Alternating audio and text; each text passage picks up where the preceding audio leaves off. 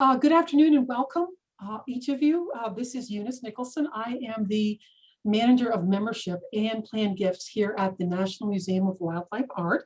And on behalf of all of us, all the staff, our team, we are delighted that you're here to join us for our second Artist Spotlight webinar. Today we will be celebrating the work of American artist Bill Traylor. Before we begin, our curator of art, Tammi Hanawalt, has something special to share with us, a land acknowledgement. Tammi? Yes, and we like to start our public events with the land acknowledgement. Every community owes its existence and vitality to generations from around the world who contributed to their hopes, dreams, and energy to making history that led to this moment. Some were brought here against their will. Some were drawn to leave their distant homes in hope of a better life. Some had lived on this land for more generations than can be counted. Truth and acknowledgement are critical to building mutual respect and connection across all barriers of heritage and difference. We begin this effort to acknowledge what has been buried by honoring the truth. We are in Jackson, Wyoming, on the ancestral lands of the Eastern Shoshone tribe of Wyoming, and we acknowledge others, the Arapaho, Bannock, Blackfeet, Cheyenne, Crow, Gros Ventre, Kiowa, Nez Perce, and Ute tribes who have historic ties to this place. We pay respects to their elders past and present. Please take a moment to consider the many legacies of violence, displacement, migration, and settlement that bring us here today. Thank you, Tammi. Before we go any further, I want to remind everyone that we have a third and final winter webinar coming up March 17th. We'll be featuring sculptor Anna Hyatt Huntington. So I hope you'll join us for that special presentation as well. Quick update on the museum. We are doing very well. We received our second PPP loan recently. Our members and donors and friends continue to be very generous with us. Our educational and curatorial teams are very busy with an exciting slate of new exhibits and programs coming this spring and summer. And the last thing before we get started, I want to say that we cannot hear or see you during the webinar. So, and if you have questions, there is a Q&A button at the center of your screen at the bottom. You can use that if you want to share questions or comments with us. This can be used anytime during the webinar. So now let's get started. First up is Robert Froedman, who is truly a philosopher. He has taught aesthetic and environmental ethics at universities, including the University of Colorado, Colorado School of Mines in Northern Arizona University. He's going to be talking about 19th century aesthetics with us. Please welcome Bob Froedman. Thank you, Eunice, and thank you all. Greetings. I come to you remotely, but then again, we're all coming remotely. I just went out of town for a few days, thus the hotel room. I seek here to give you a very brief and whirlwind tour of Western aesthetics. So I'm turning on my stopwatch and I'm going to try to keep this to under 5 minutes. The focus here is 2 main points I would like to make. First is to say something about the evolution of a distinctively Western aesthetics. I don't mean Western civilization here.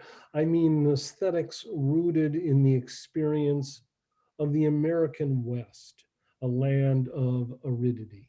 Okay, let's begin the story in the 17th century.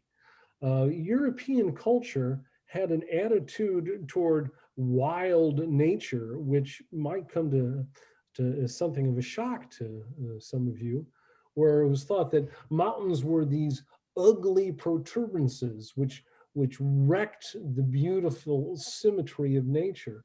There's a wonderful book that came out in 1959 by Marjorie Nicholson called Mountain Gloom and Mountain Glory, which tells this story. It's fascinating stuff about how stagecoaches in 1700 would draw the curtains as they went through the Alps, so they didn't have to look at these monstrosities. And she charts through the 17th, 18th, 19th century this 180-degree turn in our attitude toward nature, especially wild nature. Now, there was, of course, some appreciation of nature in the 16th and 17th century, as exemplified by French gardens and English gardens. French gardens were more classical, more symmetrical, and English garden had a certain kind of limited wildness that they brought in. But it was not until the Romantic movement, which can be dated at 1800 or 1798, especially with Wordsworth's lyrical ballads, where wild nature in all its ferocity and terrible beauty, came to be celebrated. That's the distinctive contribution of the Romantic movement to Western aesthetics.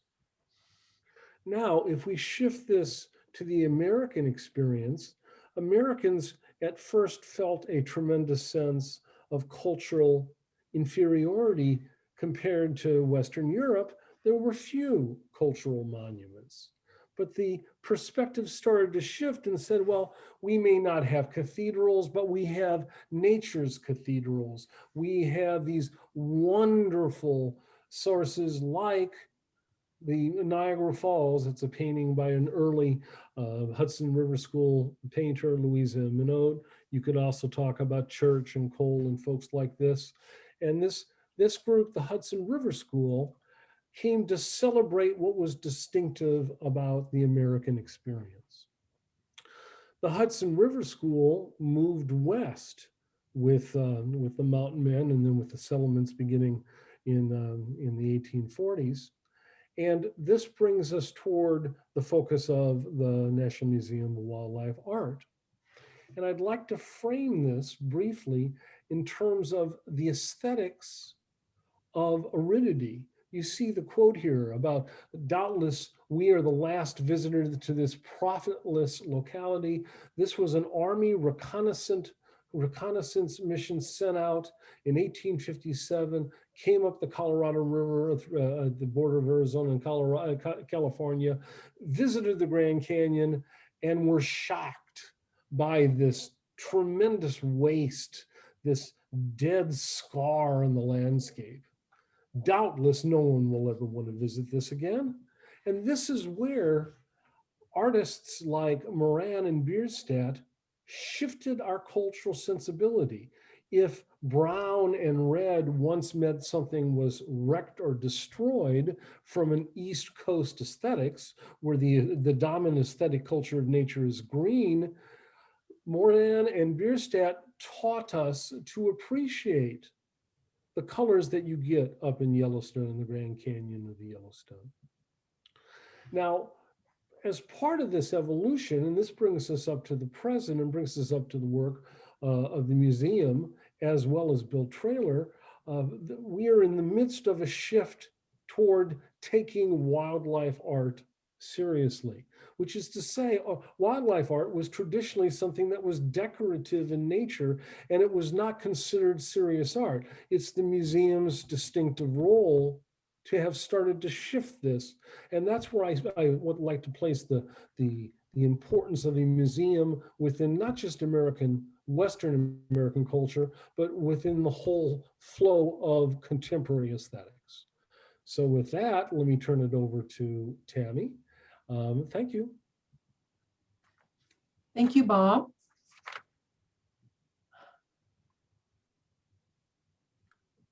I have enjoyed getting to know. Allie? Yeah, we still have Tammi on the line. It looks like she's muted. So Tammi, whenever you're ready. I am here, sorry. It's being weird. No. Computer is being a little weird, but let me share my screen with you. May I just say a couple things about Tammi for those of you who don't know who she is.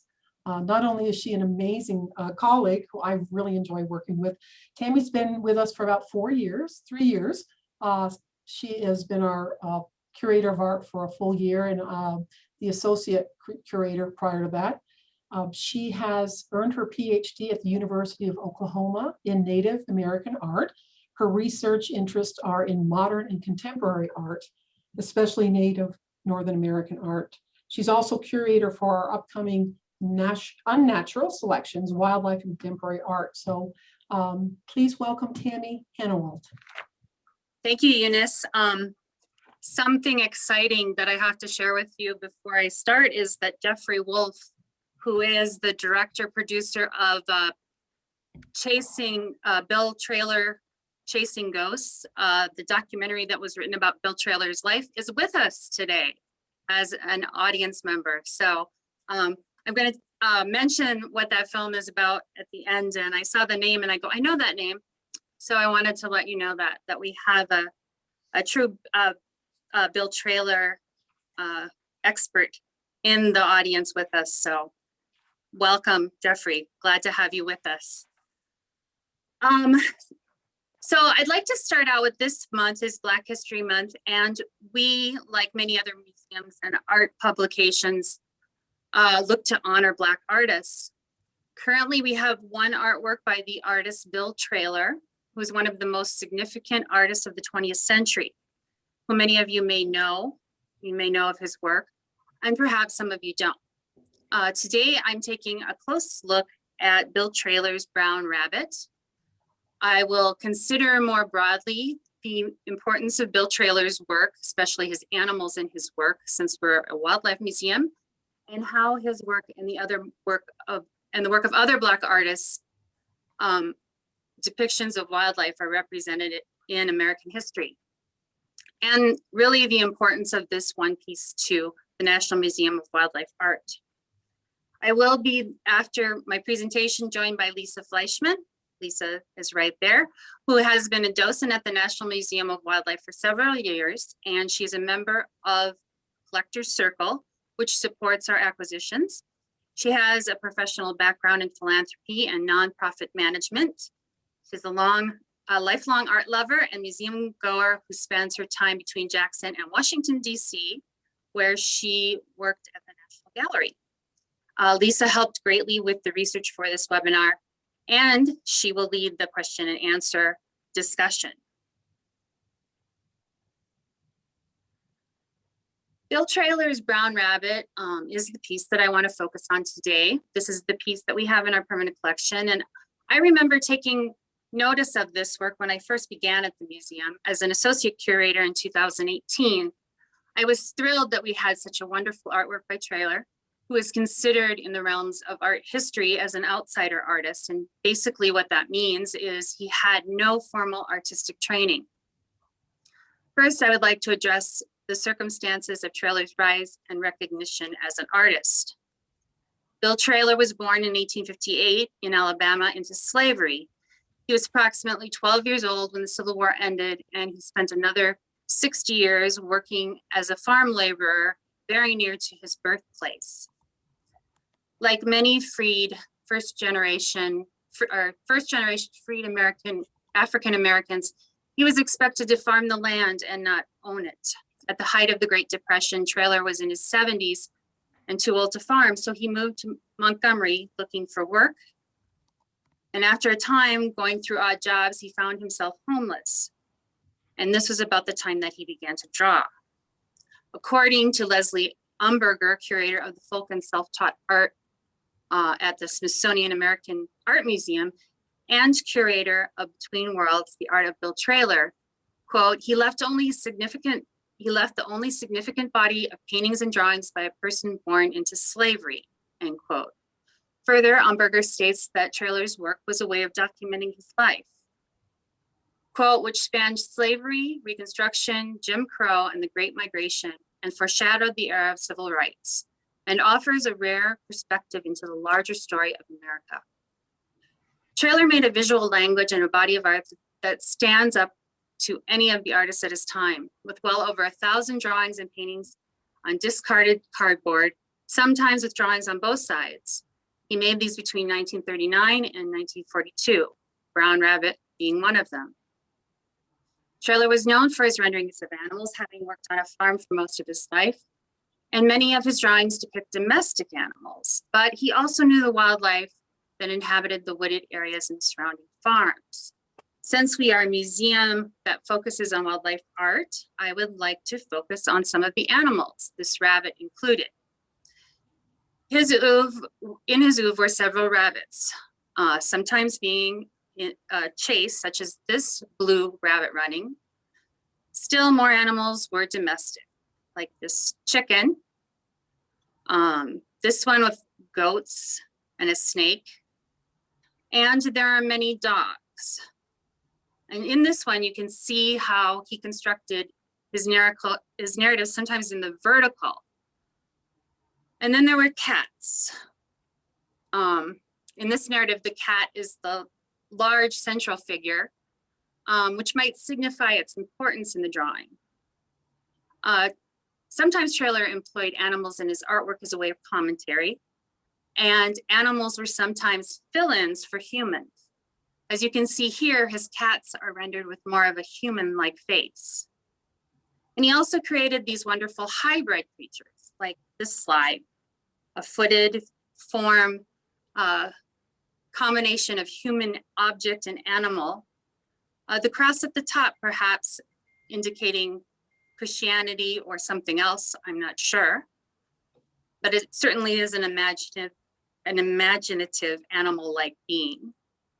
And then there's this scary creature, an animal human being that is perhaps something sinister, which has been reproduced in variations in popular culture. Also, I came across this exquisite little deer running all four legs up in the air as if it were floating. And actually that's how they run. We know that from Edward Muybridge's studies on horses, that they do have their feet up all at the same time. This little deer was just sold at auction last month. But back to Brown Rabbit. In this small painting on cardboard, we simply see a drawn rabbit that has been painted brown. Looking closely, it appears to me that the rabbit looks apprehensive, maybe because of the way his eyes are positioned and his ears are painted laid back. Did the artist mean to imply that it was intently listening? Or is the rabbit in distress? The rabbit's body seems tense and its legs are somewhat extended, as if it could flee at any moment. Traylor's animals are in most cases anthropomorphized. He gives them a personality, which we can relate to. Talking to Bill Kerr, who acquired this painting for the museum in January of 2016, he said we were in California, coincidentally on Dr. King's birthday, and he stumbled across Running Rabbit in a Christie's catalog in New York. And Bill said, and a lot of you know Bill Kerr, not being superstitious, it was lot 22. The date of the sale was the 22nd. His high school jersey was number 22, and the date of his favorite person is the birthday date of 21/22. He said that Traylor was supposed to be at the National Museum of Wildlife Art, and I have to agree. As I previously stated, when I first saw this painting, it presented many questions, and it started me thinking about Black artists and wildlife art. What influence did Traylor have in his time? What was his influence into the future, and what other Black artists included wildlife in their artwork? Since then, I have been on a continuous search to learn about other Black artists and what they were presenting as far as animals and wildlife. And I started with some of the artists that I am most familiar with. Jacob Lawrence is one of the earliest Black artists I ever learned about, and his work centers on the African-American experience, including religion, civil rights, and war in his artwork. He was initially inspired by the Harlem Renaissance. And in this image of a deer, we can see that he did wildlife. This is rather an unsettling painting, and it is really interesting what he expected people to come away with that painting. Ronald Lockhart most often includes found objects in his painting to create assemblages, and created a good amount of eloquent work that features wildlife. In the book Fever Within, The Art of Ronald Lockhart, Lockett. Lockett is described as coming from what the author Bernard Herrmann calls the Birmingham Bessemer School, which is basically was a high school that approached teaching in a non-traditional manner, and artists from this school are sometimes referred to, like Bill Traylor, self-taught. Lockett chose to shadow the unknown artist Thornton Dial, whom I'm sure many of you have heard of, instead of going on to art school. He remained in the Southeast, and his artwork speaks to sense of place, history, and possibility. I remember Betty Saar was the first Black female artist that I saw in an art survey book. And that was in the late 1980s when I first started college. There are various themes throughout her work, including racial politics, spirituality, death, and grief. This particular work, A Black Woman's or Black Girl's Window, is autobiographical, and marks the point where Saar moved from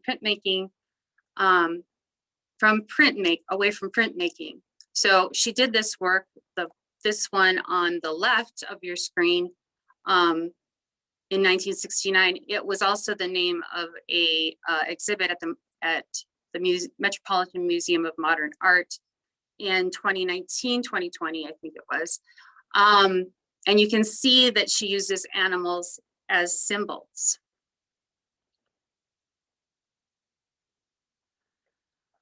And absolutely one of my favorites, Jean-Michel Basquiat. His work began to attract the attention of the art world in about 1980, I'm sorry. His work is based in punk and graffiti, and he developed his personal iconography in his early years. He only lived to be 28. He actually died in 1988. In many of his works, he alludes to the modernist appropriation of African masks to explore identity. And here he depicts urban wildlife, rats and crows, carrion eaters in the wilds of a city. Kara Walker, of course, who's widely known, is a multimedia artist. She's best known for her room-sized tableaus of colored cut paper silhouettes. This she has used along with painting, text, shadow puppetry, and film, and she's also a sculptor, to expose the tragic legacy of slavery. Her complex and prolific art explores race, gender, and sexuality, violence, and identity to allow viewers a more critical understanding of the past while examining contemporary stereotypes. There are more animals in her work, and I'm seeing more and more animals in her work, looking at her work. Carrie James Marshall, there's a little bit of a similarity between his work and Kara Walker, is best known for his figurative paintings, installation, and public projects, often drawn from African-American popular culture. He was born in Alabama also, and grew up in South Central Los Angeles. His series here, Black and Part Blackbirds, are painted in chromatic black, and they are a play on James Audubon's Birds of America, where the artist addresses the erasure of Black histories and poses questions about Audubon's own possible mixed heritage. And then there's Nick Cave. I've been an admirer work of Nick Cave's for a long time. His sound suits resemble some of Traylor's hybrid animals, made of various scavenged materials, including yarn, beads, bottle caps, twigs, leaves, hair, and even vintage toys, with references from carnival costumes and African dance regalia, and even haute couture. They're humorous and they're unexpected, while at the same time they can refer to very serious subject matter. Cave has built suits that represent coats of armor that shielded the wearer from various prejudices. His animal imagery, like the suits you see here, are layered with complex meaning that relate to transformation, spiritual strength, animal totems drawn from the sources worldwide. And now I'd like to go double back a little bit to the 19th century, where Bob began his talk about aesthetics.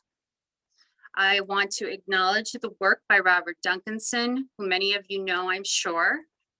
This piece was presented by Dr. Biden to her husband, Mr. Biden, President Biden, on January 20th at the inauguration event. Duncanson was a part of the second generation of Hudson River School artists. This would have also been Albert Bierstadt and Thomas Moran, who were painting beyond the Hudson River Valley and included the West and Canada. He, like Traylor, was a self-taught artist who, as a young painter, began working as a portrait painter. He also painted meticulous still lifes, inspired by artists such as Thomas Cole, and certainly similar to Albert Bierstadt and Thomas Moran. And these paintings show that. Go back to that one. Duncanson traveled the country to study the landscape. At the onset of the Civil War, he moved to Canada and then England, where his landscapes saw great success. He is currently one of a very few well-known Black artists from the 19th century. Others include Joshua Johnson, who did charming 18th century portraits, Edmonia Lewis, sculptor, and Henry Tanner, who did the banjo lesson. There's also Edward Bannister, who also did landscapes at that same time. There are some debates as to whether or not Duncanson included racial metaphors in his artwork. And there are more modern and contemporary artists that I have considered for their wildlife, such as Augustus Savage, Kehinde Wiley, Amy Sherrill, and more than I can fit into the scope of this talk. I'm certain there are more artists that I have probably never heard of. And I want to point out that Jeffrey Wolf produced the documentary film Bill Traylor, Chasing Ghosts, in 2019, that has been presented at film festivals and museums across the country over a year's time. And I'm sure COVID played a part of how much that could be shown, unfortunately. And I have read that the film is supposed to be, and he can confirm this, released in a wider capacity sometime this spring. You can see clips and more information at the website that you see here. And I think that we will send out or have this website listed with the taping of this webinar. I have some final thoughts going back to Brown Rabbit. In 1939, Montgomery artist Charles Shannon first saw some of Traylor's drawings. He recognized the artist's remarkable talent. So Shannon, along with some other members of the Progressive Artists Coalition called the New South, gave Traylor paints and pencil. They purchased his paintings over the subsequent span of 4 years. Although it was years before Traylor's work would be recognized for its value and the artist would be recognized for his esteemed position in art history. Today, Traylor is recognized as one of the greatest artists of the 20th century, and it is an honor to have Brown Rabbit in the collection at the National Museum of Wildlife Art. It is meaningful to our collection for the questions it raises, as well as for the culture and history it connects us to. Our thanks to Bill and Jaffa and their family and friends for being so knowledgeable and wise in their choices. Thank you.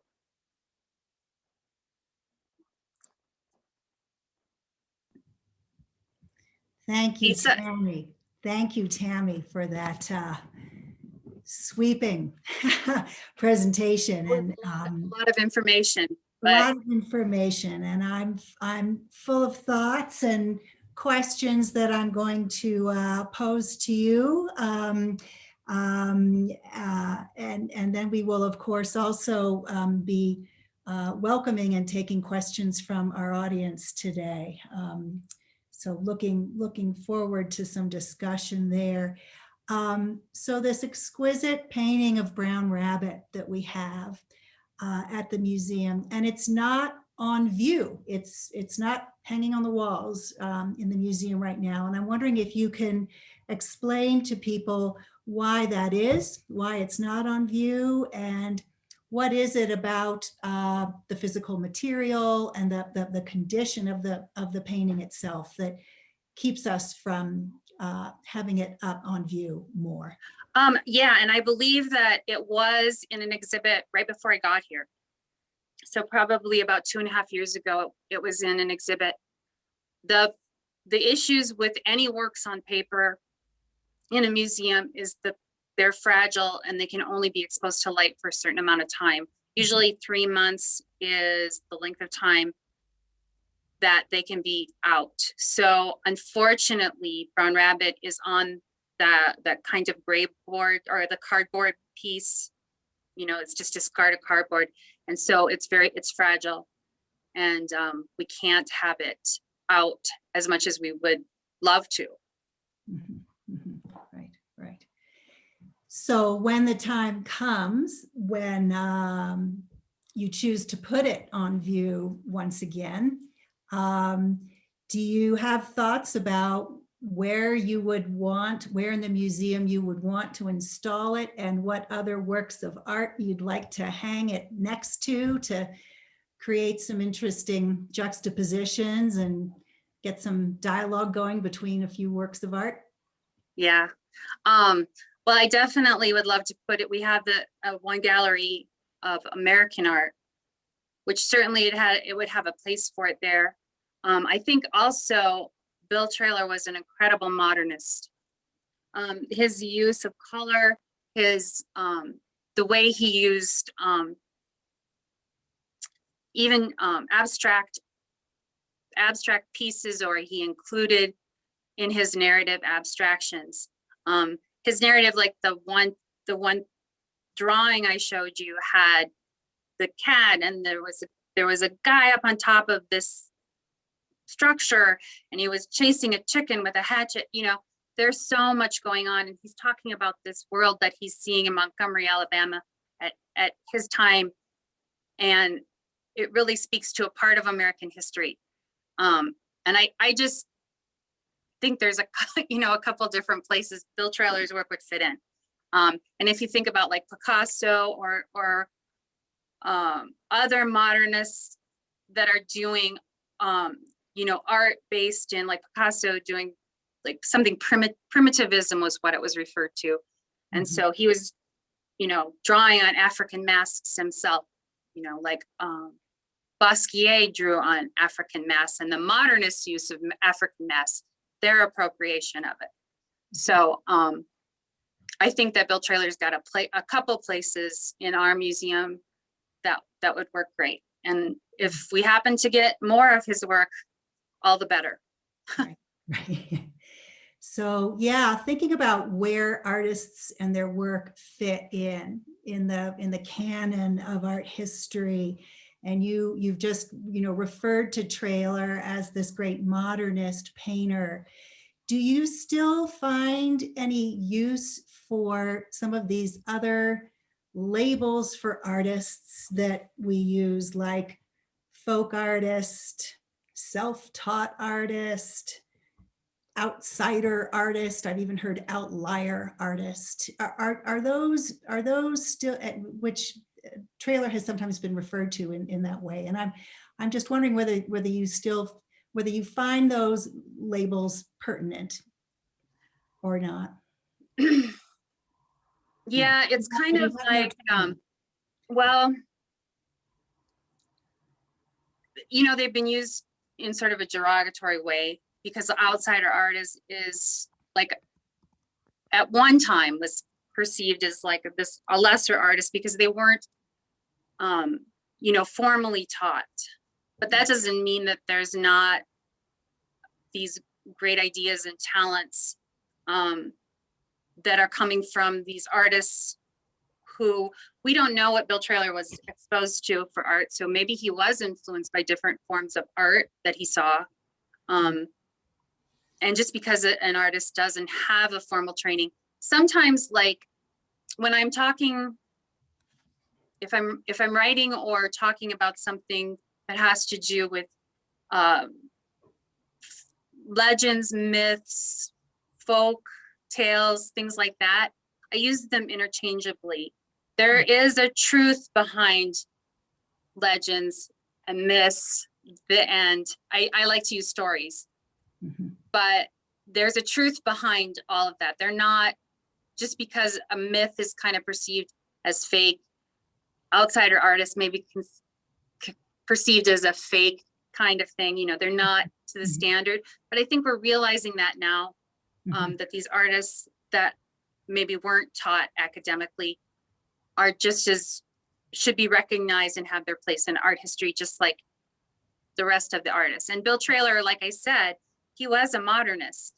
And since my scholarship is in native art, native artists were also modernists, some of the original modernists, and they weren't taught that from anyone. And I think that the modernists drew a lot on maybe outsider artists and other cultures.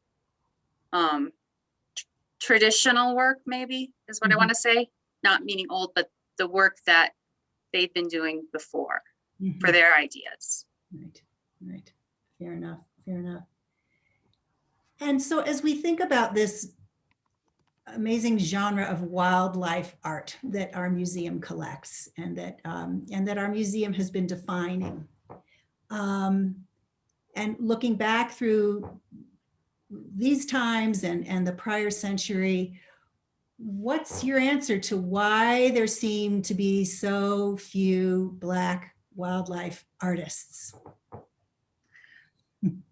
Well, and I've thought about that a lot because it was, to me when I came here to work, because we are a wildlife art museum, and I thought, well, there must be Black artists that did wildlife. But I think because of this Great Migration, the relocation of, I think it was more than 6 million African-American people that moved from the rural South to the North and the Midwest and the West from about the first part of the 19th or 20th century to like 1970, this was going on because they moved there for wages. Of course, that's where, that's totally connected to the Harlem Renaissance because of this moving to the cities and those populations making cities within cities and really feeding off of each other for ideas and information. And the Harlem Renaissance, if somebody doesn't know what that is, basically that artistic movement of music and visual arts and writing, where we get these great writers and artists and people coming out of this area that were working together, essentially getting their ideas from each other, workshopping out these ideas. And that happens when you get people together in an area and they come up with new things and new ideas that really are impactful. But I think that because the artists were in the urban areas, they weren't thinking about the wildlife. There's also in the 1960s and 70s when, identity politics really came into the forefront of a lot of things that these artists were expected to do a certain kind of art that dealt with identity, more or less. My experience with Native artists is that Native enough? And so the artists, Black artists too, is that Black enough? Does it represent what their identity was about? That part too. And that with any cultural cultural kind of art that wasn't in the mainstream. Right. Or this question of what is the Black aesthetic, right? What is the Black aesthetic? Yeah, right. Definitely. Right. So we've got and so, and along that lines of racial identity, how important do you think it is for a viewer looking at art to know the racial or ethnic identity or gender identity of the artist? Yeah, that's a great question that we talked about quite a bit, I think. But in art, in art history and all my work in art history, because I concentrate mostly on modernism and contemporary art, there's this thought of not considering the artist when you're considering the art. The death of the author, Ronald Barth's theory, and that went for, you know, if you're thinking of the modernists, you know, Pollock and Picasso and whoever you're talking about as a modernist, that started in that era, that you don't consider it. But having worked in cultural art, Native American art, the biography of the artist becomes very important. Mhm. And people want to know that biography of the artist, and that essentially becomes a part of the art. And I don't know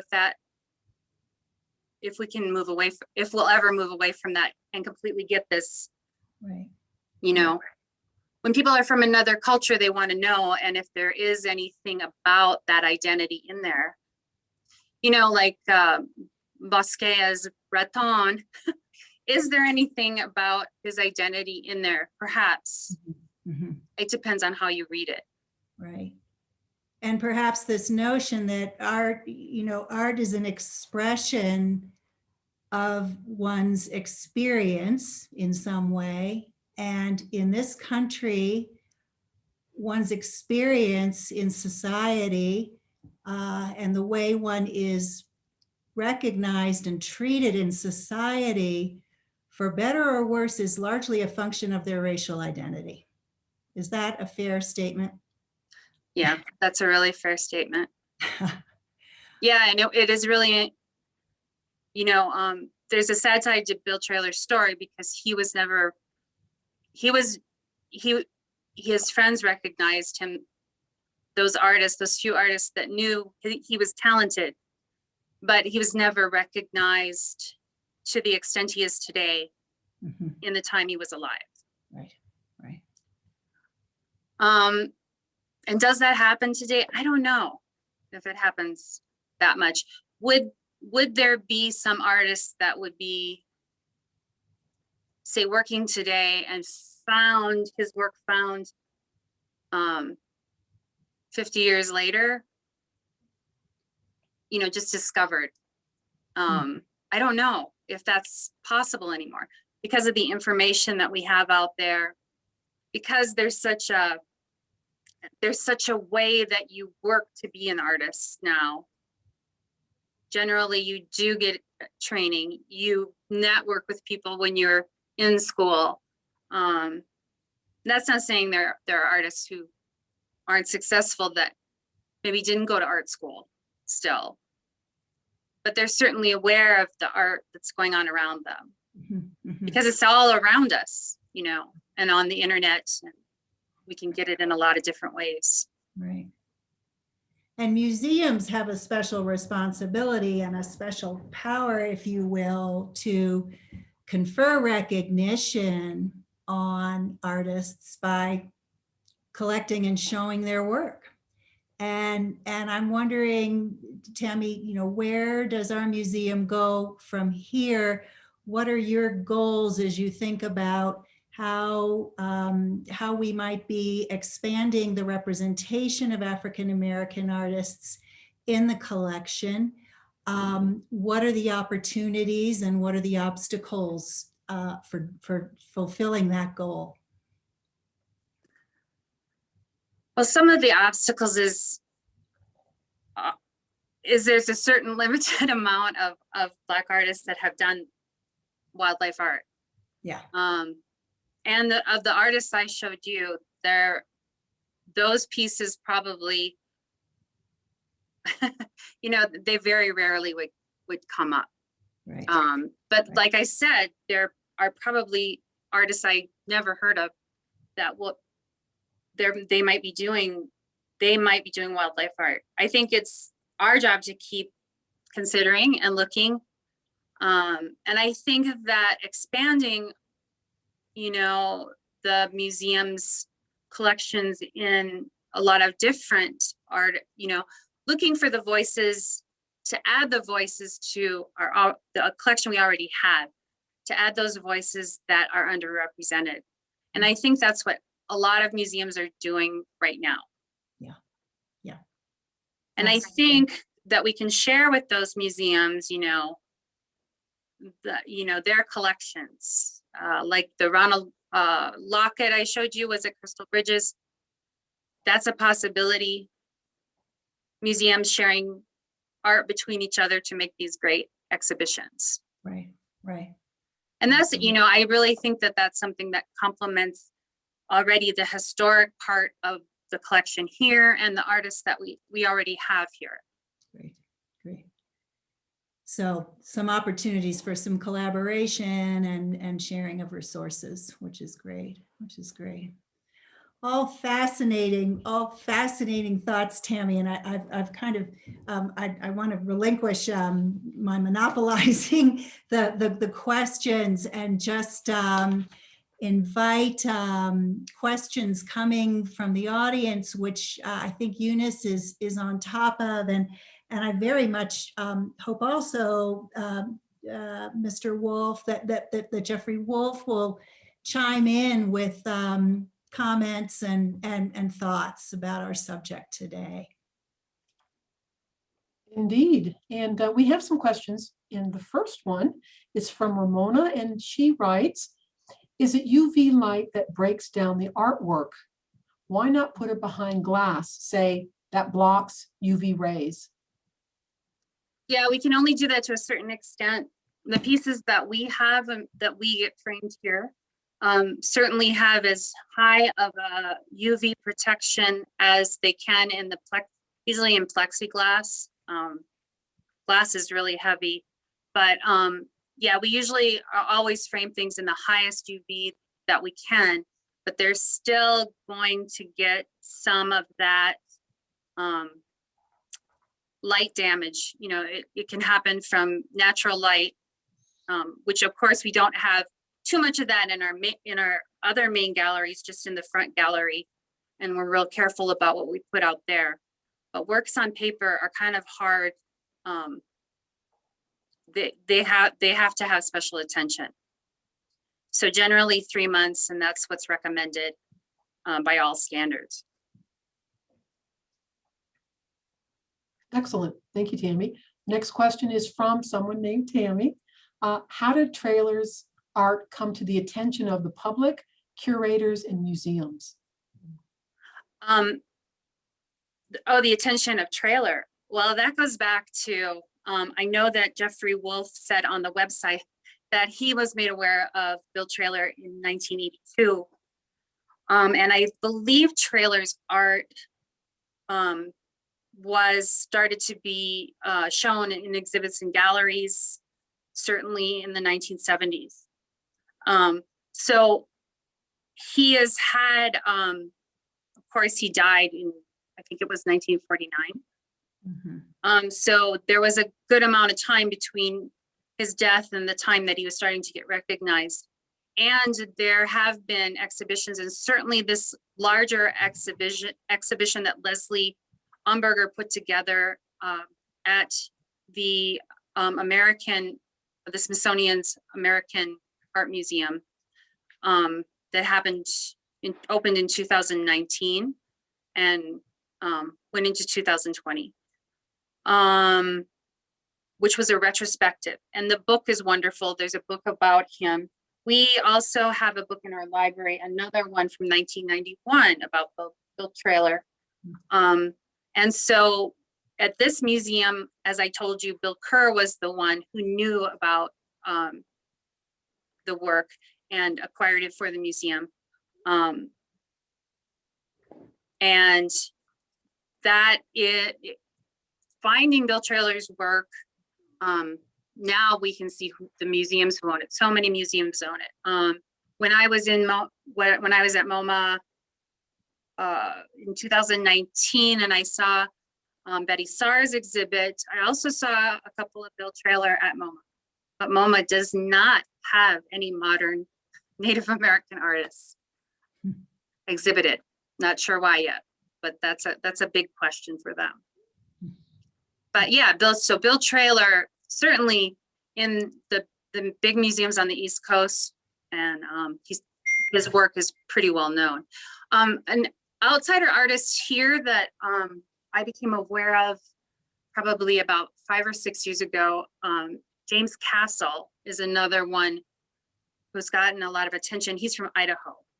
So another outsider artist that has been having a lot of attention in the past few years. Thank you, Tammy. We have a message here from Mr. Wolf himself, and I will read this. What I find really, again, Jeffrey Wolf, what I find really interesting about Brown Rabbit is that it appears to be startled and aware that danger may be near. That story fits so well with your museum. On the other hand, Traylor would do a rabbit that fits the narrative of Brer Rabbit and folk tales making way out of no way. There are more rabbits he did that you can find personality, all their own as well. Can you talk about how a simple gesture can have so much meaning? Yeah, and I love that you said that about Brer Rabbit. Actually have a bit about Brer Rabbit in my dissertation, had a bit about Brer Rabbit in my dissertation because they're not, different sources are not sure if Brer Rabbit came from Native American stories or Black cultural stories or a combination thereof. And I think that why Bill Traylor is so has become so well known and he has these wonderful expressions on his characters and his animals, and even just that little bit where that rabbit is kind of looking behind him and its body looks tense, that Traylor had a really good grasp on getting those little messages forward. And that when you see those little messages, it connects us closer to the animals. I mean, people can draw and paint these beautiful animals in a landscape, but I can look at that painting and I'll say, that's about the landscape. That's not about the animal. And that animal is something that we humans, I think, can connect to. And I am going to be more drawn to, I think, the animal and the idea of the animal if it's got more personality, and I can see it in the slight gestures and the expressions in the face or in the body. And I know that that is really saying something more than just being a beautiful animal. It's that connection to another sentient being. Yeah. Yeah. Oh, I can make that bigger. Well, maybe not. I was a little late to adding it there, but just Thanks, look at yeah. those little details. Yeah, and look, his ears are kind of back, and I know my dogs. when they're a little tense, their ears go down. And certainly that rabbit. And he's just like, his body's ready to go if he needs to. So there's really a lot going on here.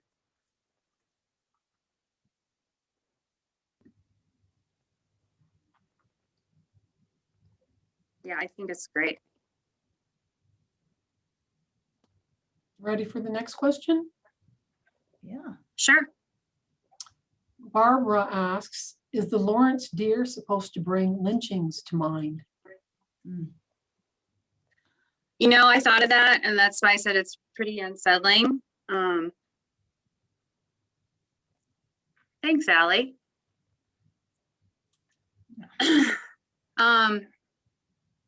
That's the first thing I thought of when I saw this piece, and I only recently saw this piece. I didn't know how much work Jacob Lawrence did in and he's very well known. He's a very well known artist. But yeah, this certainly seems to me like it could reference lynching. And that's certainly the blood.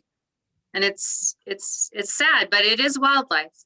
And I mean, we do have paintings with wildlife, artworks with wildlife fighting each other, wildlife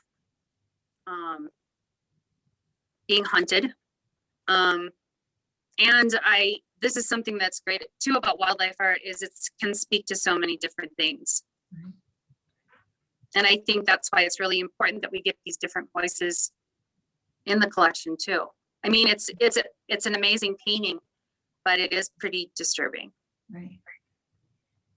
And Tammi, just linking that back to Traylor's animals,